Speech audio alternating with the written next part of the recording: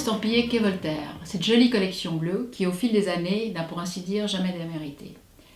Alice Déon, qui en est l'éditrice, a déniché un nouvel auteur, une nouvelle pépite, une comédienne irlandaise qui s'appelle Michelle Forbes et dont c'est le premier roman. On est en 1969 et Catherine, l'héroïne, vit à Belfast avec son mari et ses 4 enfants. C'est la seule famille catholique au milieu d'un quartier protestant et la cohabitation devient de plus en plus difficile. Mais l'histoire mouvementée de l'Irlande est la toile d'un fond d'un drame beaucoup plus intime. Le livre s'ouvre sur une scène incroyable. Toute la famille est partie se baigner et alors qu'elle est en train de nager, Catherine se retrouve confrontée à un phoque. Paniquée, elle est à 2 doigts de se noyer et cette frayeur, ce choc sont une sorte de cataclysme dans sa vie. Son passé remonte à la surface et elle se souvient d'un autre drame qui s'est produit il y a 20 ans.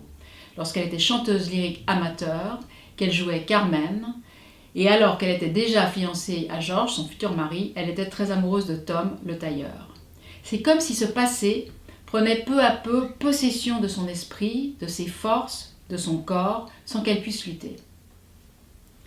Cette histoire, d'inspiration en partie autobiographique, puisque Michelle est la fille de Catherine, se déroule sur 2 périodes, en 49 et en 69. Il y a quelques scènes d'anthologie, celle de la presque noyade, qui ouvre le livre, mais une autre où Catherine essaye le costume de Carmen que Tom lui a créé. C'est à cause de cette scène, de cette seule scène, que Alice Déon a acheté le livre, et c'est à cause de cette scène que vous aussi, vous allez l'adorer.